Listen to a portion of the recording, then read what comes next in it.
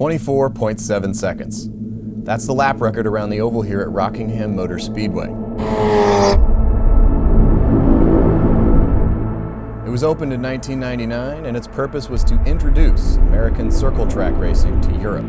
And while that never really took off, Rockingham also has an amazing infield road course. Today, we're going to use it to test this, the all-new Ford Focus RS.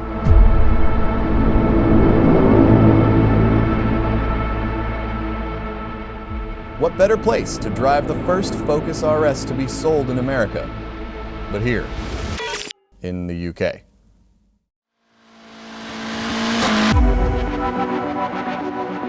My name is TJ Fry. As a driving instructor for stage rally, circuit racing, and even tactical driving for the US Special Forces, my job is to find the limits of performance for any vehicle.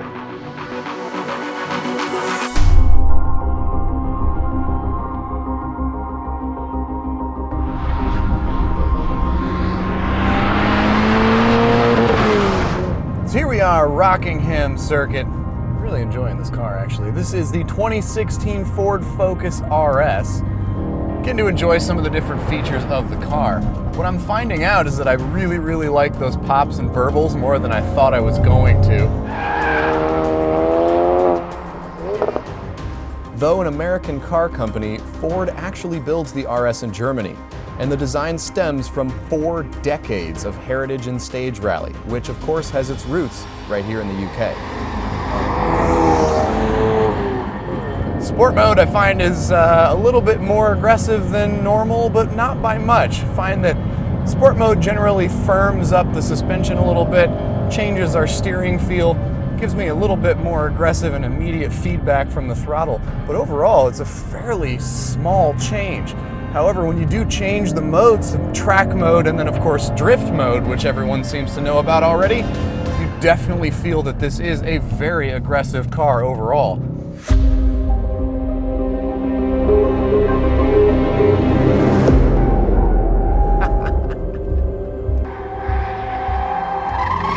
In drift mode, if you turn the wheel and hit the gas, the car will indeed initiate and sustain a slide. Oh man. The rear differential can send up to 70% of the car's power to the back, and 100% of that power to either rear wheel. But the issue is when that happens.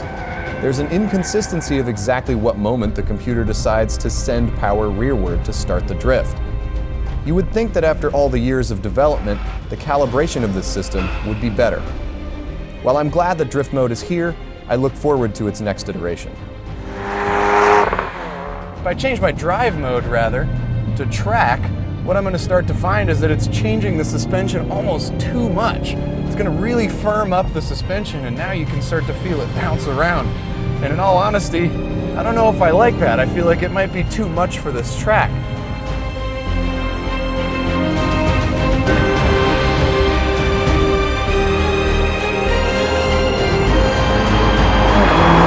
One of the things that I really do like about track mode is that it's much more lenient on when it kicks in with the driver aids. However, I really would like to feel it remove some of those a little bit further. It feels like this car was designed specifically for the weakest link in the chain, so to speak. This car was definitely designed with American sensibilities in mind, and by that, I mean that it was designed for the guy that gets in this car and has no idea what he's doing.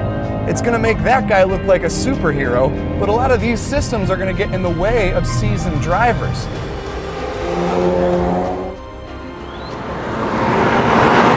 When I turn all the systems off, I'm noticing, unfortunately, that it also turns off a lot of the good driver aids. For example, on corner exit, it gives a lot of the power to the outside rear wheel, which really helps keep the car turning and turn like it has more grip than it really should. It feels awesome, but basically what I'm doing is I have to focus on working with the systems. It's essentially trying to teach me how to drive, but what I don't like about that is that it's going to teach people some of these bad habits. It's going to teach people that getting to the gas early is a good thing. And unfortunately in racing, that can be pretty dangerous sometimes. Unlike the WRX STI from Subaru, this car has a very linear power band. It doesn't have a lot of turbo lag, it just seems to pull and it keeps going all the way to redline.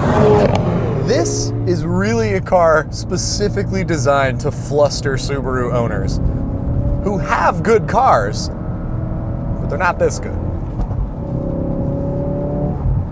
Oh, speak of the devil, look, there's one right now.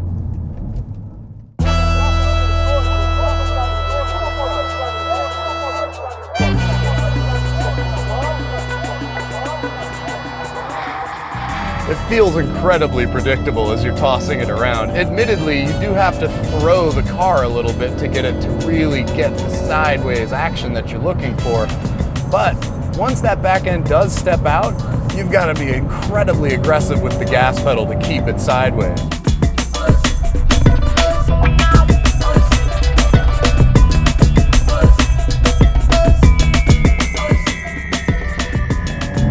The fact of the matter is, we're hammering down around this course on the infield.